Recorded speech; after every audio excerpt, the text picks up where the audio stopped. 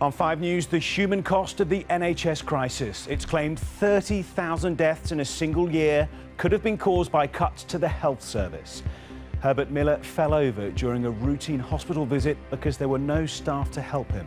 His daughter says the failure cost him his life. Instead of taking Dad home that day, we had to go and look at my dad in a mortuary, to be honest, and it's the worst thing that could ever happen to anybody.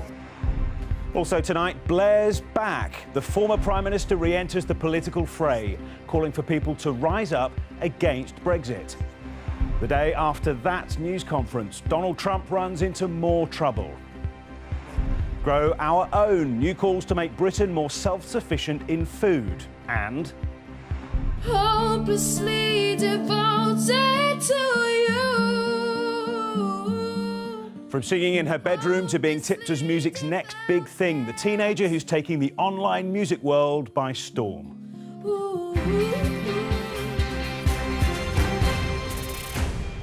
Welcome to 5 News, I'm Julian Drucker. Controversial new research has found the first possible link between cuts to health and social care and tens of thousands of so-called excess deaths.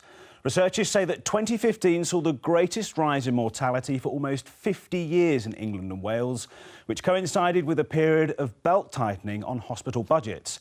If it can be proved, that it's a damning indictment of government policy, but for now, ministers are strongly denying the findings.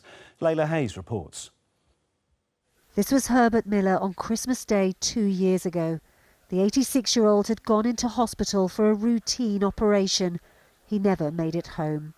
Instead of taking Dad home that day, we had to go and look at my dad in a mortuary, to be honest, and it's the worst thing that could ever happen to anybody, to be honest. We're still suffering now with Dad not being with us, because he was an amazing father, amazing grandfather, and it's just devastated our whole family.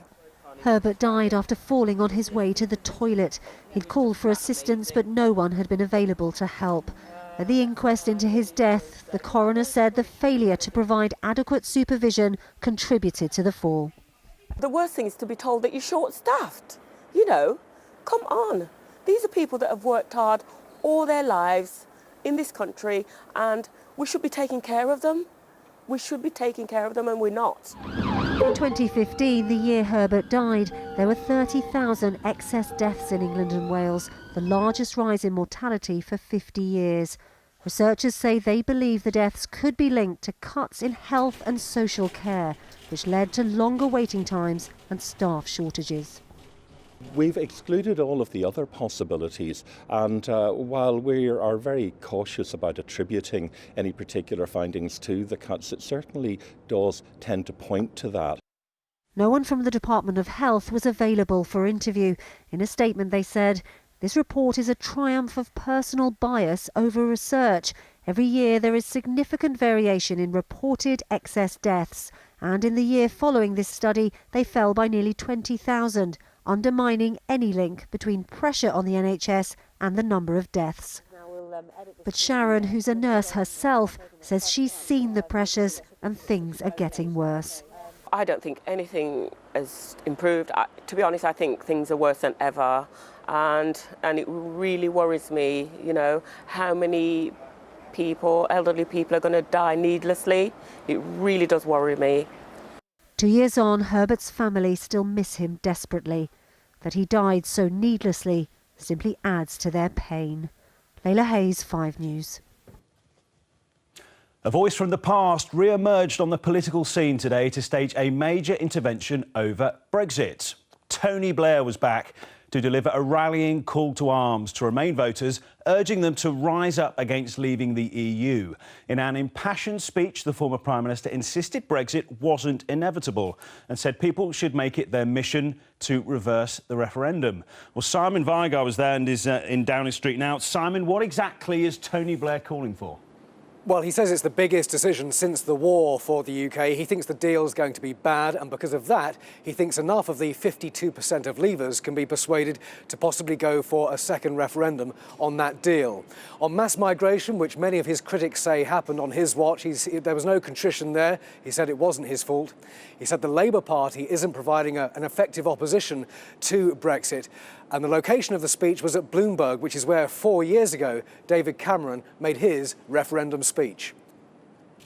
They will say the will of the people can't alter. It can. They will say leaving is inevitable. It isn't. They will say we don't represent the people. We do. This is not the time for retreat, indifference, or despair, but the time to rise up in defense of what we believe. Calmly, patiently, winning the argument by the force of argument, but without fear, and with the conviction that we act in the true interests of Britain. So he's not calling for a second referendum yet, but he is calling for a movement, a campaign. Nigel Farage says he's yesterday's man. This is what Boris Johnson had to say. This is the guy who would have taken our country into the euro with what would have been catastrophic consequences. This is the guy who dragooned the United Kingdom into the Iraq war on a completely false prospectus, with consequences which foreign ministers here are still trying to deal with. So I respectfully say to Tony Blair, those who call on the British people to rise up against Brexit, I urge the British people to rise up and turn off the TV next time Blair comes on with his condescending campaign. His supporters, Tony Blair's supporters, will be cheered by his don't give up message, but for the Leavers, their message to him is, you lost, get over it. Simon, thank you very much for that. Well, while Tony Blair was imploring voters to block Brexit, Nigel Farage was telling UKIP's spring conference that the political revolution that swept Leave voters to victory would continue across Europe. That comes as the party's new leader, Paul Nuttall, hit back at critics of his campaign to become the party's second MP. Dominic Reynolds went to see if the new boss can win over the Farage faithful. Bolton Wanderers normally compete here. Today there was another band of loyal fans inside. UKIP is a party that wants promotion to the top tier of British politics. And this week its new captain is being tested. Paul Nuttall is recovering from a knock. He had to admit on Tuesday that he didn't have close friends who died at Hillsborough, despite what his website said. The scandal, he said, was manufactured by Labour, who he's fighting for a seat in Westminster in a week's time. We all know why this has happened, and we all know why this has happened now. It is because of a by-election and the fact that we have the Labour Party on the run. That's what's going on here. But when he asked if he still had the crowd's support, he seemed moved by the answer. But the man who built the UKIP team hasn't retired. In the centre of the biggest crowd here, that isn't UKIP's party leader, Paul Nuttall. It's Nigel Farage. He's not top dog anymore. There's no doubt he's still the big draw. Farage, the global politician, certainly trumps Nuttall when it comes to bodyguards. But is he keeping him in his shadow? He's had a very embarrassing week, hasn't he? He's had a very tough week. He's had a very tough week. Goodness me, I've had plenty of them myself. It's a very difficult game, this. He's not talking to us today. You are. Where is he? Well, he's here. He's getting his speech ready. I'm sure he'll speak to you afterwards. I don't think he will. I think he will. He didn't. But more importantly, is the new leader speaking to the UKIP faithful. Is he going to connect with people more than Nigel Farage did? No, they're their own men. When Nigel's around, everyone fades into insignificance. How do you think Paul Nuttall feels about how popular Nigel still is with the party? It's going to be very hard for him. I don't think he'll be better, but he'll be different. He'll... Sounds like if you could click your fingers and have Nigel Farage back in charge, you would. Oh yes, definitely. Paul Nuttall could next week become the first original UKIP MP to sit in the Commons. That's a goal Nigel Farage never managed, and would instantly make UKIP's new captain one of its all-time greats. Dominic Reynolds, 5 News in Bolton. Donald Trump's administration has been dealt yet another blow after his choice for a replacement national security advisor has rejected the role. Vice Admiral Robert Harwood insists the decision was purely personal. But it came after an explosive press conference for the president where he delivered scathing attacks on the media and defended his administration as a fine-tuned machine. Toby Sadler reports. The president holds a raucous and combative face-off with the media. Love him or hate him, Everyone is talking about him. Newsrooms across the US and indeed the world transfixed by that Donald Trump press conference. While many questioned his facts, one prediction was certainly true. Tomorrow they will say, Donald Trump rants and raves at the press. I'm not ranting and raving. I'm just telling you, you're dishonest people. This was President Trump on the offensive, insulting the press and showing off his achievements. I turn on the TV, open the newspapers, and I see stories of chaos. Chaos. Yet it is the exact opposite. This administration is running like a fine-tuned machine. It's a message delivered with confidence. And the man who used campaigns like this to win 3 elections for Margaret Thatcher thinks the president is getting most things right. I must say I thought it was a very impressive performance. The media is not used to that style. It's not used to the style of bluntness and directness and naming names. It's not used to that. It's used to doing that itself. And suddenly he's doing what they do and they don't know what to do with it. But President Trump is proving hard to handle. Even the right-wing news media is having trouble coping. This from pro-Trump station Fox News. It's crazy what we're watching every day. Yeah. It's absolutely crazy. He keeps repeating ridiculous throwaway lines that are not true at all and sort of avoiding this issue of Russia as if we're some kind of fools for asking the question. Really? Despite all his talk, there was a significant blow for Donald Trump today. A retired admiral the president wants as his national security advisor has turned him down. Mr. Trump courted former Navy SEAL Robert Harwood to replace the last man in the job who Mr. Trump had to fire. Thank you very much. Thanks. But Donald Trump appears unfazed. He's vowing to take his message straight to the American people. So expect more press conferences to come. Seemingly, all he wants the media for are their cameras. Toby Sadler, 5 News. And President Trump is due to give another news conference later this evening. You can watch all of that live at 6 p.m. on our Facebook page. Just search for C5 News. Coming up on 5 News, one little girl's campaign for the urgent surgery she needs to save her legs. Take me into your loving arms. And the teenager whose bedroom singing could see her topping the charts. I woke up this morning and I opened my phone and everything had just gone crazy. I was shocked, honestly. It's amazing though. We'll see you after the break.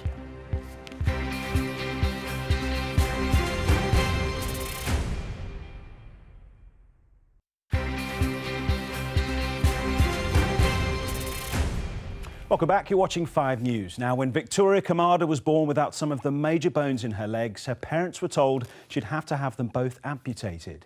They found a doctor in the US who could save her limbs, but the treatment cost hundreds of thousands of pounds and will only work if it's carried out before she turns 2. So friends and family are frantically trying to raise the much-needed funds before her birthday in June.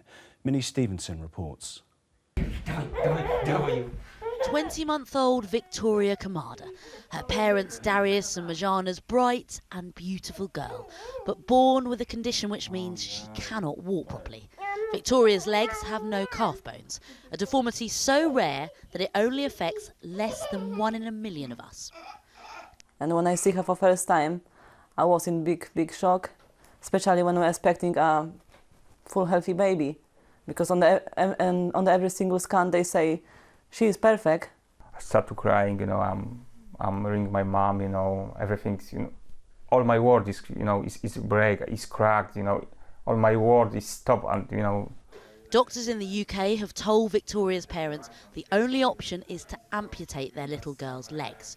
The worst news what I had on my life. Everything is, like I said, everything is stopped. Our plans for future, everything is collapsed, we don't know what to do. But Darius and Majena are now trying to raise £350,000 to take their daughter to America for life-changing treatment to save her legs. It's an operation which is not available in Britain.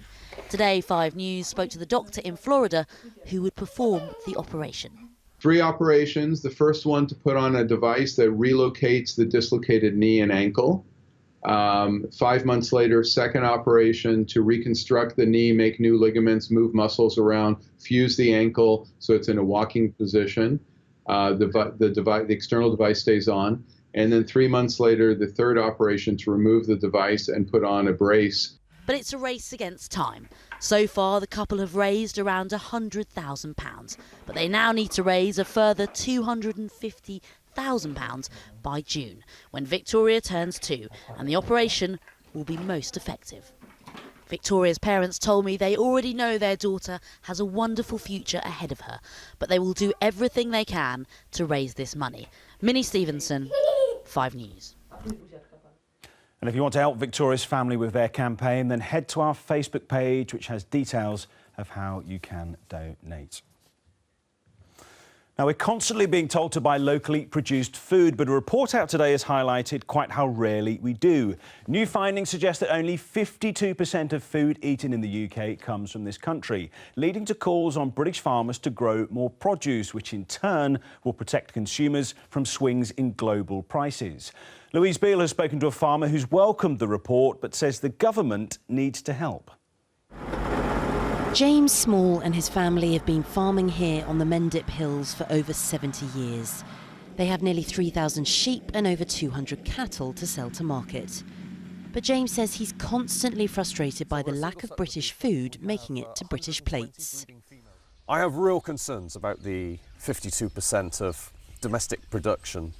There's a real danger there. We need to be able to be producing our own food. We need to reverse that. Let's take that food self-sufficiency closer to 90%. Let's go to 100%. It's all part of the Dig for Victory scheme. The government started monitoring how self-sufficient the UK is back in 1956, 2 years after the end of wartime food rationing, when we produced just less than half of our own food. That number rose to a peak of nearly 80% in the mid-80s, but has been falling again ever since due to globalisation. But as consumers, we've developed more exotic tastes. We're used to having what we want to eat whenever we want it. And supermarkets respond, getting us out-of-season food all year round. Obviously, we haven't yet found a way of growing bananas and citrus fruit here in the UK. But similarly, customers do want it all. They're very demanding and they've got a very competitive marketplace open to them. If we don't provide the products that they want, others will. And what we're looking to do here is to increase the element of local without in any way sort of undermining the long-term supply chains to international markets that are an important part of giving customers an all-year-round offer. Now we're being told that's a dangerous game to play in current political times. There are risks to relying too much on international trade.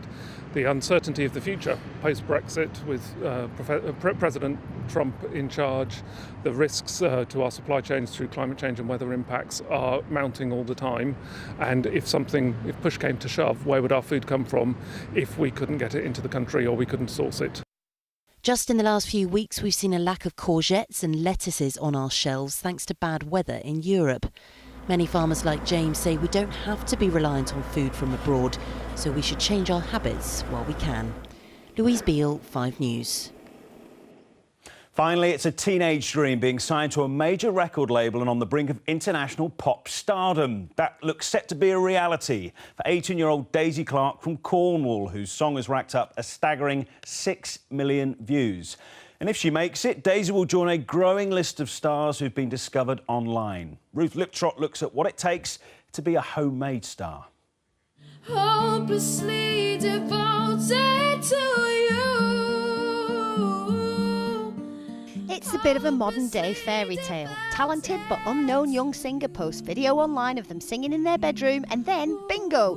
Umpteen million views later, they get to release a single. Well, that's exactly what happened to 18-year-old Daisy Clarke, whose cover of Hopelessly Devoted is out today. And as is only fitting for an online sensation, we spoke to her on Skype. I woke up this morning and I opened my phone and everything had just gone crazy. I was shocked, honestly. It's amazing, though. Of course, Daisy isn't the first artist who has the internet to thank for her career. Justin Bieber was famously discovered on YouTube.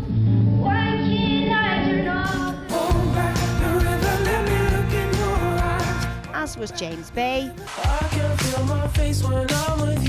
And also The Weeknd. So do you even need a record company nowadays? All the barriers have gone. No one's going to judge you No one can tell you you can or can't make it, because you can go out and prove it. You put the right piece of music up there, or the right song, or make a recording of a cover and connect with an audience, then you've proven you can break. Daisy does write her own material, but when you hear this, Will be shining, 'cause I feel it when I'm with you.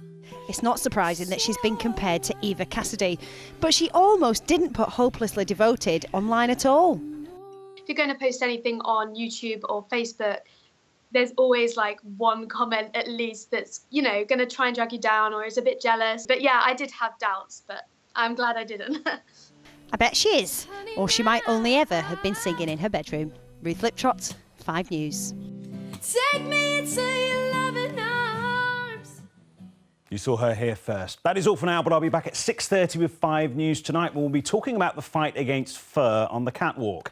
I'll be speaking to former Made in Chelsea star and animal rights campaigner Ashley James about a campaign to get fur banned at London Fashion Week. Also, have you done anything kind today? It's National Random Act of Kindness Day, designed to get us all to be a bit nicer to each other. So have things got so bad that we really need a reminder? Let us know what you think. Head to Facebook and search for C5 News. That is all for now, though. Chris has the weather next, and I'll see you again at 6:30. Thanks for watching. Bye-bye.